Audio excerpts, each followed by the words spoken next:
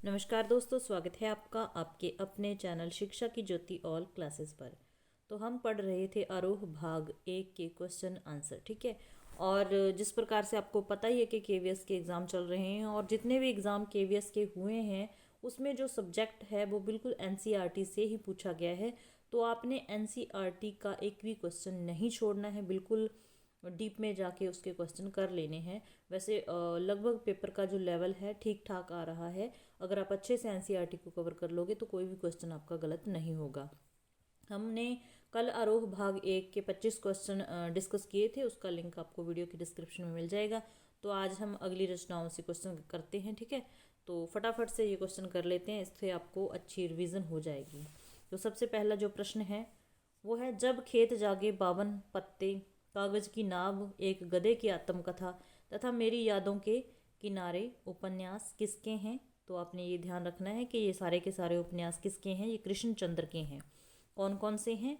जब खेत जागे, खेत जागे, खेत में चरने के लिए कौन जाता है? गधा। ये आप रिलेशन बना सकते हैं, एक गधे की आत्मकथा। ठीक है। उसके बाद 52 पत्ते पत्ते भी तो खेत में होते हैं। ठीक है। कागज की नाव तथा मेरी यादों के किनारे। ठीक है, मेरी यादों के किनारे कागज की नाव, इस प्रकार से आप याद कर सकते हैं। तो ये सारे के सारे उपन्यास किसके हैं? कृष्णचंद्र के हैं। ठीक है, ऑप्शन नंबर 1 हमारा यहाँ पर राइट आंसर हो जाएगा। अगला जो हमारा प्रश्न है, जिस प्रकार आत्मा की मुक्तावस्था ज्ञान दशा कहलाती है, उसी प्रकार हृदय की मुक्तावस्था, यहाँ पर अवस्था है, रस दशा कहलाती है। उक्त कथन किसका है? तो ये कथन है आचार्य रामचंद्र शुक्ल जी का। अच्छे से याद रखना है, बहुत सारे एग्जाम्स में ये पूछा जा चुका है और ये एनसीईआरटी में बड़े अच्छे तरीके से दे रखा है। ठीक है, तो यहाँ पर ऑप्शन नंबर 4 हमारा राइट आंसर हो जाएगा। अगला जो प्रश्न है हमारा, कबीर को वाणी का डिक्टेटर किसने कहा है? तो कौन थे कबीर को वाणी का डिक्टेटर कहने वाले? ये थे हजारी प्रसाद द्विवेदी जी। हजारी प्रसाद द्विवेदी जी, कंफ्यूज नहीं होना। ऑप्शन में आपको महावीर प्रसाद द्विवेदी भी मिल सकता है, तो आपका जो आंसर होगा हजारी प्रसाद द्विवेदी। ध्यान से आंसर लगाना है। ठीक है, तो यहाँ पर राइट आंसर ऑप्शन नंबर 2 हो जाएगा। नेक्स्ट प्रश्न है, कबीर के बारे में कौन सा कथन उचित नहीं है? तो 3 को जो स्टेटमेंट है कबीर जी के बारे में सही और एक सही नहीं है, वही आपको पहचान करनी है। सबसे पहले है, उन्होंने अपनी कविताओं में खुद को काशी का जुलाहा कहा। बिल्कुल कहा। ठीक है। उन्होंने आंखों देखे सत्य और अनुभव को प्रमुखता दी है। बिल्कुल दी है। वे कर्म कांड और वेद विचार के पक्षधर थे। अगला जो हमारा ऑप्शन है, उनकी रचनाओं पर नाथों, सिद्धों और सूफी संतों की बातों का प्रभाव था। ये भी बिल्कुल ठीक है। तो ये 3 ऑप्शन है हमारे, पहला, दूसरा और चौथा, बिल्कुल सही है। जबकि जो तीसरा ऑप्शन है वो गलत है। गलत कैसे है? कि वे कर्म कांड और वेद विचार के पक्षधर नहीं थे, विरोधी थे। तो यहाँ पर ध्यान रखना है, जो हमारा राइट आंसर है उनके बारे में जो सही नहीं है वो ऑप्शन नंबर 3 रहेगा। तो इस प्रश्न का जो सही उत्तर हो जाएगा ऑप्शन नंबर 3 हो जाएगा। ठीक है। अगला जो हमारा प्रश्न है वो है मीरा जी से। मीरा का जन्म मारवाड़ की कौन सी रियासत में हुआ? बिल्कुल छोटा सा क्वेश्चन है लेकिन याद रखना है, ध्यान रखना है। तो कौन सी रियासत में हुआ था? कुड़की। नाम याद रखना है, इस प्रकार से आपको उलझाने वाले नाम मिल सकते हैं, तो अच्छे से याद रखना है। कुड़की जगह थी जहाँ पर इनका जन्म हुआ। ऑप्शन नंबर 3 हमारा सही आंसर हो जाएगा। अगला जो प्रश्न है, मीरा के काव्य की मूल भाषा पूछी गई है। तो उनके काव्य की जो भाषा थी राजस्थानी कह सकते हैं, राजस्थानी मिश्र तो ब्रज भाषा थी। ठीक है, इस प्रकार से भी ऑप्शन मिल सकता है ब्रज मिश्रित राजस्थानी, इस प्रकार से आपको ऑप्शन मिल सकता है। तो ध्यान रखना है राजस्थानी, अगर राजस्थानी अकेला लिखा हो तो आप राजस्थानी को टिक कर सकते हैं। ठीक है, तो यहाँ पर ऑप्शन नंबर 1 हमारा सही आंसर हो जाएगा। नेक्स्ट प्रश्न है, कुटुंब के लोगों के लिए मीरा ने किस शब्द का प्रयोग किया है? तो कुटुंब के लोगों के लिए मीरा ने जिस शब्द का प्रयोग किया है वो है न्यात। ठीक है, उनके पदों में ये स्पष्ट लिखा हुआ है, न्यात कहा है मीरा ने, कुटुंब के लोगों को ध्यान रखना है। ठीक है, यहाँ पर ऑप्शन नंबर 2 हमारा सही आंसर हो जाएगा। अगला जो प्रश्न है, मीरा ने अपना अंतिम समय कहाँ बिताया? तो कहाँ बिताया मीरा जी ने अपना अंतिम समय? अंतिम समय उन्होंने द्वारिका में बिताया। ठीक है, रणछोड़ के मंदिर की मूर्ति में के सामने उन्होंने अपने प्राण त्याग दिए थे, तो अंतिम समय बिताया था द्वारिका में। ध्यान रखना है, द्वारिका में उन्होंने अपना अंतिम समय बिताया। ठीक है, ऑप्शन नंबर 3 हमारा सही आंसर हो जाएगा।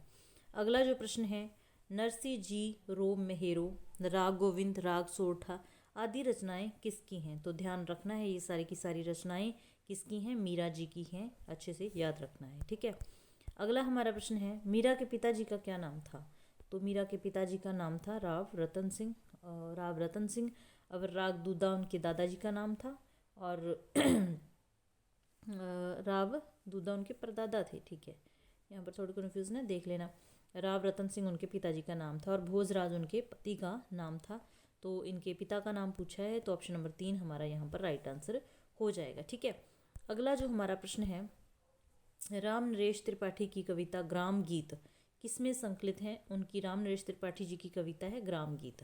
तो ये किसमें संकलित हैं, ये हमारा जो प्रश्न है, तो इसका जो राइट आंसर हो जाएगा कविता कौमुदी में ये संकलित हैं। कविता कौमुदी में ध्यान रखना है, ठीक है। नेक्स्ट प्रश्न है, कौन सी रचना राम नरेश त्रिपाठी की नहीं है? तो यहाँ पर 3 रचनाएं राम नरेश त्रिपाठी जी की हैं और 1 रचना उनकी नहीं है। तो इस बात का आपको ध्यान रखना है कि कौन सी रचना उनकी नहीं है। तो उनकी जो रचना नहीं है वो है उत्तरा। उत्तरा उनकी रचना नहीं है यहाँ पर, ठीक है। ऑप्शन नंबर 4 हमारा यहाँ पर राइट आंसर हो जाएगा। हाँ जी, तो हमारा अगला प्रश्न है, बानर बाल पत्रिका। सबसे पहले आपने ध्यान रखना है कि जो बानर पत्रिका थी वो एक बाल पत्रिका थी। के संपादन से जुड़े कवि कौन से हैं? तो इसका जो राइट आंसर हो जाएगा राम नरेश त्रिपाठी जी बानर बाल पत्रिका के संपादन से जुड़े थे। इन्होंने इसका संपादन किया था, ये संपादन कार्य करते थे बानर बाल पत्रिका का, ठीक है। ऑप्शन नंबर 3 हमारा राइट आंसर हो जाएगा। अगला जो हमारा प्रश्न है, मेरा आत्म प्रलय होता है, नैन नीर झड़ते हैं, मैं आत्म प्रलय से कवि का क्या आशय है, ये आपको बताना है। तो यहाँ पर जो हमारा सही उत्तर हो जाएगा भाव विभोर होना। क्या हो जाएगा? भाव विभोर होना आत्म प्रलय से कवि का आशय है, ठीक है। ऑप्शन नंबर 3 हमारा सही आंसर हो जाएगा। अगला जो हमारा प्रश्न है, राम नरेश त्रिपाठी जी का जन्म कब हुआ? तो उनका जन्म हुआ था 1881 में। ऑप्शन नंबर 4 हमारा सही आंसर हो जाएगा। ऐसे प्रश्न भी आपने याद करते हुए चलना है, क्योंकि किसी का जन्म किसकी मृत्यु पूछी जा सकती है, ठीक है। अगला जो हमारा प्रश्न बनता है, निकल रहा है जल निधि तल पर दिनकर बिंब अधूरा, कमला के कंचन मंदिर का मानो कांत कंगूरा में अलंकार पूछा गया है। तो इसमें जो हमारा अलंकार होगा उत्प्रेक्षा अलंकार होगा। कौन सा अलंकार होगा? उत्प्रेक्षा। ये पंक्ति ध्यान में रखनी है, ठीक है। अगला जो हमारा प्रश्न है, सुमित्रानंदन पंत जी की प्रारंभिक शिक्षा कहाँ पर हुई? तो कहाँ पर हुई उनकी प्रारंभिक शिक्षा, ठीक है। इनकी जो प्रारंभिक शिक्षा थी वो कौसानी में हुई थी, कौसानी गांव में, ठीक है। ऑप्शन नंबर 3 हमारा सही आंसर हो जाएगा कौसानी, ठीक है। अगला जो हमारा प्रश्न है, ताज कविता किस कवि की है? तो ताज कविता सुमित्रानंदन पंत जी की है, ध्यान रखनी है। ताज कविता किसकी है? और ये एक प्रगतिवादी कविता कह सकते हैं। ताज जो कविता थी, ताज कविता और वे आंखें कविता, ठीक है। तो ये किनकी है? सुमित्रानंदन पंत जी की है, ठीक है। अगला हमारा प्रश्न है, रूपाभ पत्रिका के संपादन कार्य से जुड़े कवि। रूपाभ पत्रिका का संपादन कौन करते थे? तो इसका जो संपादन कार्य करते थे वो थे हमारे सुमित्रानंदन पंत जी। ये पत्रिकाओं के नाम आपने अच्छे से याद रखने हैं, ठीक है। नेक्स्ट प्रश्न है, वे आंखें कविता पंत जी की किस दौर की कविता है? तो हम ऊपर कर चुके हैं इसको। तो ये एक प्रगतिवादी दौर की कविता है, ताज और वे आंखें, ध्यान रखना है, ठीक है। नेक्स्ट प्रश्न है, पंत जी का बचपन का नाम क्या था? तो क्या नाम था? आपको ऑप्शन टेढ़े मेढ़े मिल सकते हैं, तो याद रखना है गुसाई दत्त उनके बचपन का नाम था, ठीक है। तो उम्मीद है आपको क्वेश्चन अच्छे लगे होंगे। अगर क्लास अच्छी लगी तो वीडियो को लाइक करके चैनल को सब्सक्राइब जरूर कर लेना। इसी प्रकार से हम NCERT पढ़ते रहेंगे। मिलते हैं नेक्स्ट वीडियो में, ठीक है।